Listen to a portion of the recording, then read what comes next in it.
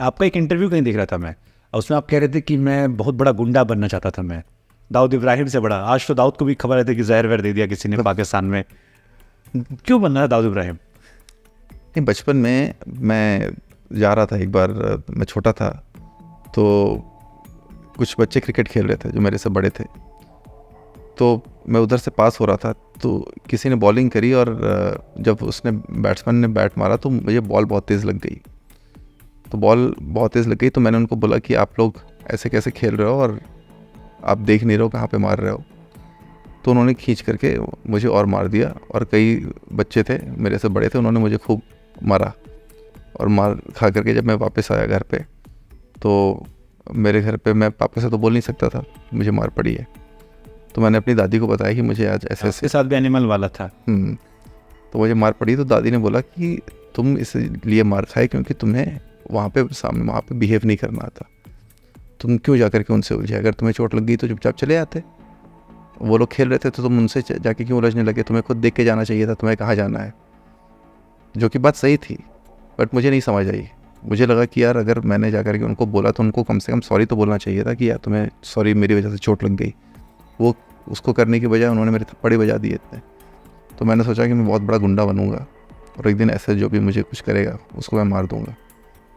तो वो मैं कह रहा था, वो उसको शायद अलग तरीके से लोगों ने इंटरप्रेट किया। बाद में बंदूक भी हाथ में आई, लेकिन वो अच्छे कामों के लिए। जुबिन नौटियाल, दो गाड़ियाँ जुबिन साथ आए आपके। बिल्कुल हाँ, जुबिन नौटियाल के साथ एक चीज़ मैंने सीखी कि पहाड़ों में मस्ती कैसे करते हैं। कौन से मस्ती की जुबिन? देखिए फोटो भी आ गई जुबिन के साथ। क्या बात है। तो वो बहुत बहुत कैसे मैं बोलूँ, जैसे वो पहाड़ी आदमी है, वो पहाड़ी इंसान है और बहुत रूट से जुड़े हुए हैं। और हम लोग जब भी जाते हैं तो गिटार लेके जाते हैं, फिर उसके बाद वो गाने सुनाते हैं, बहुत ही मज़ा आता है। दोनों गानों की जब हम ये तुझे भूलना तो चाहा शूट कर रहे थे, कश्मीर में शूट कर रहे थे, बहुत ही अच्छी वादियाँ थी वहाँ पे और वो उनका गिटार हम सुनते थे, बहुत ही मज़ा आया। तो आपने जुबिन नौटियाल से कहा नहीं कि भाई तुम खुद ही इतनी अच्छी एक्टिंग करने लगे हो कि हम लोग को लगता है यार हमारा काम फंसे, हम तो गा नहीं पाएंगे। अच्छा, तुम एक्टिंग इतनी अच्छी करने लगे हो आजकल, कमाल, क्या बढ़िया लुक मेंटेन किया। उनका नया गाना भी आया है। हाँ। काफ़ी अच्छा सॉन्ग है।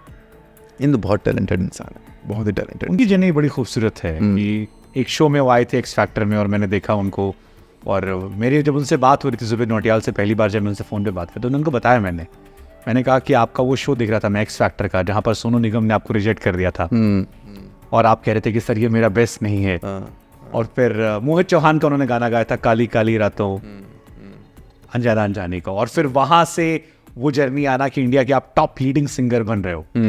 कमाल की इंस्पिरेशन कहानी की। बिल्कुल, अगर सोच लिया तो कर लिया।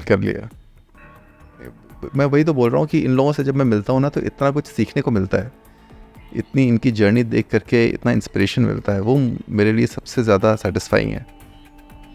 ओके, तो आप, क्योंकि हम क्लोजिंग पर आ चुके हैं और एंड सेशन पर हम हैं, कोई ऐसी बात जो आपके बारे में लोग नहीं जानते हो? ये ज़िंदगी खुली किताब है, सब कुछ ही जानते हैं।